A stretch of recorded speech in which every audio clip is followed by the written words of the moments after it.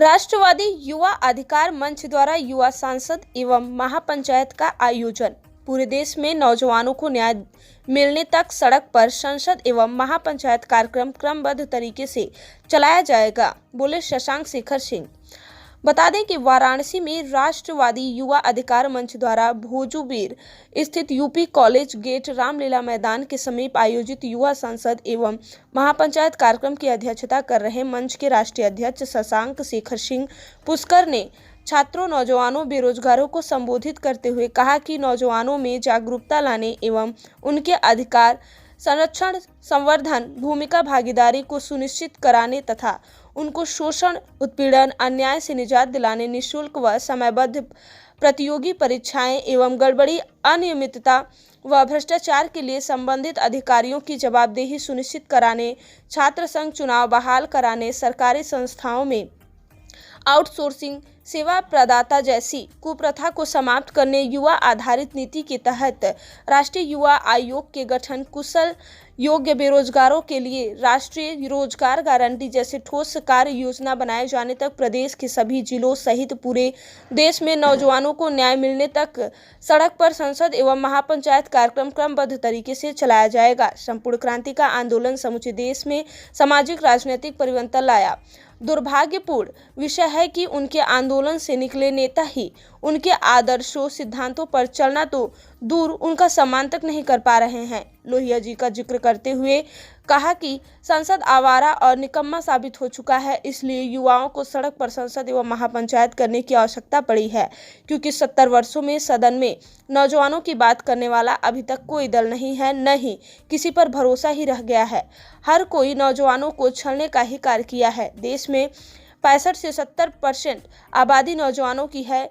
इनकी ऊर्जा का सिर्फ राजनीतिक दल दोहन कर रहे हैं। नौजवानों को देश के भविष्य के बारे में विचार करने की आवश्यकता है। राष्ट्र निर्माण हेतु नौजवानों को एक मंच पर लाने का प्रयास कर रहे हैं। बगैर नौजवानों के सशक्त हुए सामाजिक, आर्थिक, राजनीतिक, सांस्कृतिक रूप से सशक्त भारत की परिकल्पना संभव ही नहीं है। इस मौके पर डॉक्टर राजेश सिंह, डॉक्टर विनय सिंह, उमेश चौहान, अजय प्रताप सिंह, राम कुंवर, राजभर, भोले शंकर, विश्वकर्मा, विजय यादव, पीयूष सिंह, विश्वजीत गिरी, राम खिलावन पटेल, अभिषेक श्रीवास्तव, मोहन मुरारी पांडे, नूर यादिल, आलिद, सौरभ, प्रीत मिश्रा, बसंत कुमार सहित तमाम छात्र नेता, छात्र, नौजवान शामिल रहे। उसको एक दलाल संगठन के रूप में संरक्षण देते हैं। करते क्या है कि यूनियन से अपनी बातें मनवाने के लिए अपने तरीके से अपनी एक व्यवस्था प्रायोजित तरीके से चला लेते हैं। अच्छा रही है, इसलिए उनको दिक्कत हो सकती है। ये बताइए, कर्मचारी से लड़ सकता है क्या? लड़ सकता है? कभी लड़ सकता है? आप अपने बड़े अधिकारी से लड़ पाएंगे? बिल्कुल बेबाक बताइएगा। अच्छा, आप लोग ये बताइए, आउटसोर्सिंग में बिना पैसे की एकदम भर्तियां हो रही है, आप लोग जान रहे हैं ना, रैंडम इस तरीके से। तो कुछ लोग गुमराह करते हैं, तरह तरह के शिकंजे में लाने की कोशिश करते हैं। तो मैंने उन बुजुर्गों से कहा कि आपका आशीर्वाद चाहिए। आप लोन लेकर के, कर्ज लेकर के, खेती किसानी करके अपने बच्चों को पढ़ाते हैं। मैं समझता हूं आपके दर्द, मैं आपके दर्द को ही कि आपका बुढ़ापा कम से कम ठीक बीत जाए, आपका पढ़ा लिखा योग्य नौजवान नौकरी के लायक हो जाए, मैं इसी की लड़ाई लड़ रहा हूं। दादा, सबसे ज्यादा आशीर्वाद और सहयोग की तो आपकी जरूरत है। हम नौजवानों को मार्गदर्शन की जरूरत है, नहीं तो वर्तमान की जो पीढ़ी है इन राजनीतिक दलों के चंगुल में आ गई। दादा, आप तो बच गए, लेकिन आने वाले समय में आपका लड़का और हम नहीं चेते तो आने वाला समय हम लोगों के लिए बहुत बड़ा चुनौतियों वाला समय होगा। तो तमाम ऐसे बुजुर्ग जो भी दादा हैं, जो लोग बैठे हुए हैं, ये कभी ये न सोचे कि नौजवानों ने एक नया मुहिम चला रखा है, हम बुजुर्गों को दरकिनार कर दिया। ये इसलिए बार बार कह रहा हूं कि लोग एक नैरेटिव तैयार कर देते हैं, निगेटिव नैरेटिव तैयार कर देते हैं, ताकि आपकी आंदोलन, आपकी चीजों को सही तरीके से प्रस्तुत न किया जाने पाए। तो ये स्पष्ट मेरा मन है कि आप लोग किसी के कोई बहकावे में नहीं, सारे लोगों का समाधान उसी दिन हो जाएगा जिस दिन नौजवानों को रोजगार की गारंटी मिल जाएगी। Inter, high school, labour class, BCA, MCA, MTech, PhD करने के बाद जिस दिन लग जाएगा कि हमारी नौकरी पक्की, जो डिग्री हमने लिया उस दिन उस पूरे माँ बाप की भी सपने पूरे, भाई बहन के भी सपने पूरे, ससुराल के भी सपने पूरे, सारे लोग आपके दोस्त मित्र सारे के सपने पूरे। जब आपके सपने पूरे हो जाएंगे तब आप खुशहाल जिंदगी 10 साल और जी सकते हैं। जी सकते नहीं जी सकते? भाई आज तनाव में आप देख रहे होंगे आज नौजवानों की स्थिति क्या है। नौजवान अवसाद की दशा में है कि नहीं है? नौजवान आज अपराध की तरफ बढ़ रहा है, नहीं बढ़ रहा है, तो मैं उसके लिए उसको जिम्मेदार नहीं मानता हूं। आज जब उनके पास कोई भविष्य नहीं दिखाई दे रहा है, कोई ठोस नीति नहीं है, सरकार कोई ठोस कार्य योजना प्रस्तुत नहीं कर पा रही है, तो उसके लिए मैं नौजवानों को दोषी नहीं मानता हूं। मैं ये स्पष्ट मेरा मानना है, सब लोग मुझे लगता है कि आप लोग सहमत भी होंगे कि नौजवान अवसाद की दशा में जो आत्महत्याएं कर रहा है, अपराध के लिए बढ़ रहा है, ये दुर्भाग्यपूर्ण है, चिंताजनक है और इसके लिए सरकार और सरकारी तंत्र जवाबदेह और जिम्मेदार है। क्या ऐसा आप सब लोग सहमत हैं इस पर? क्या इसको मानते हैं ना? इस कार्यक्रम का आयोजन काशी विश्वनाथ जी की पावन धरा पर जयप्रकाश नारायण जी के कर्म भूमि पर तमाम आंदोलनों का साक्षी रहा वाराणसी जनपद, यहां मुझे आने का आज सौभाग्य प्राप्त हुआ। युवा संसद एवं महापंचायत कार्यक्रम का आयोजन करने का मौका मिला। इसके लिए हम यहां की पूरी टीम को, साथ में जो भी हमारे सहयोगी साथी नौजवान साथी यहां उपस्थित रहे, उन सभी का मैं हार्दिक आभार व्यक्त करता हूं, धन्यवाद ज्ञापित करता हूं। साथियों, आप जानते हैं आज वर्तमान में नौजवानों की हालात बद से बदतर होती जा रही है। नौजवानों के पास रोजगार के लिए कोई पैमाना नहीं है। नौजवान अवसाद की दशा में अपराध की तरफ बढ़ रहा है।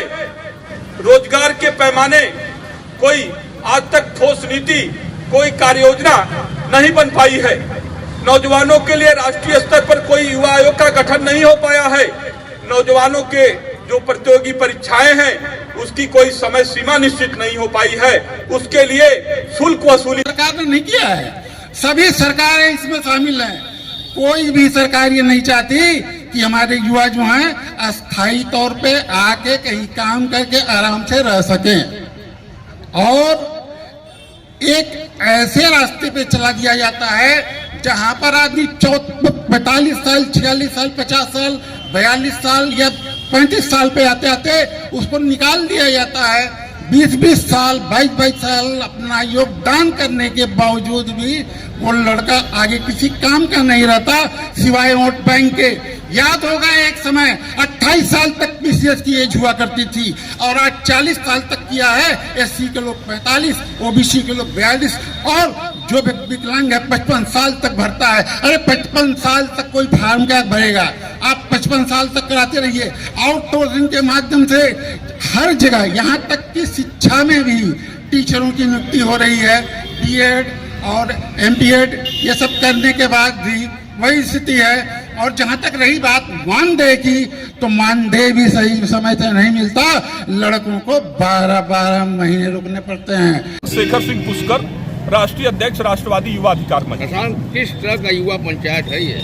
आप जानते हैं कि छात्रों, नौजवानों, बेरोजगारों के मुद्दों पर लेकर के लगातार राष्ट्रवादी युवा अधिकार मंच के बैनर तले मैं संघर्ष कर रहा हूं। अभी आप ही के साथ में मैं युवा अधिकार न्याय यात्रा के माध्यम से गोरखपुर से दिल्ली गया था। आप लोग उस समय कवरेज में थे भी। मैं आज युवा संसद एवं महापंचायत की जरूरत इसलिए समझा हूं, नौजवानों की आवश्यकता है। जब नौजवानों की बातें सदन में न सुनी जाए, जब सदन निकम्मा और आवारा हो जाए, लोहिया जी ने कहा था कि जिस दिन सड़कें सूनी हो जाएगी उस दिन संसद आवारा हो जाएंगी। तो मुझे लगता है नौजवानों के मुद्दे पर सदन इस समय निकम्मा एवं आवारा हो चुका है। लिहाजा नौजवानों को सड़क पर सदन चलाने की आवश्यकता पड़ी है। नौजवानों, बेरोजगारों, छात्रों को न्याय मिलने तक सड़क पर सदन चलाएंगे, महापंचायत करेंगे। तो आपका मुद्दा क्या है? मुद्दा यही है, छात्र, नौजवान, बेरोजगार के बुनियादी सवालों के समाधान। बुनियादी सवाल उनके ये हैं कि अभी तक उनके लिए युवा आधारित कोई नीति नहीं बनी, राष्ट्रीय स्तर पर उनका कोई आयोग नहीं बना, कुशल एवं बेरोजगारों के लिए राष्ट्रीय रोजगार गारंटी जैसी ठोस कार्य योजना नहीं बनी, प्रतियोगी परीक्षाएं समयबद्ध नहीं है, उसमें संबंधित विभागों के जो अनियमितता करते हैं, भ्रष्टाचार करते हैं, जो लेट लतीफी करते हैं, देरी करते हैं, ऐसे किसी जवाबदेह अधिकारियों के खिलाफ कोई कानून नहीं बना, जिससे विलम्ब होता है, सालों साल परीक्षाएं नहीं होती हैं। इन तमाम मुद्दों को लेकर के लगातार राष्ट्रवादी युवा अधिकार मंच संघर्ष कर रही है और नौजवानों को न्याय मिलने तक यह संघर्ष जारी रहेगा। वो होगा जिसके पास उसके हिसाब का मुंह मांगा पैसा देगा। सोचिए कि एक कंपनियों और ब्यूरोक्रेट की साठगांठ कितना काम कर रही है। तो साथियों, ये आउटसोर्सिंग राष्ट्रवादी युवा अधिकार मंच का प्रमुख मुद्दा है, तो आप लोग इसको अमल में लाइए।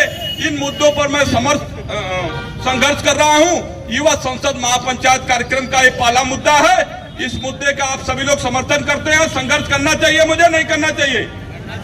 ठीक है, तो भाई आप लोगों के लिए मैं संघर्ष, अपनी जीवन जवानी, पूरी ऊर्जा इस छात्रों, नौजवानों, बेरोजगारों को न्याय मिलने तक लगा रहा हूं।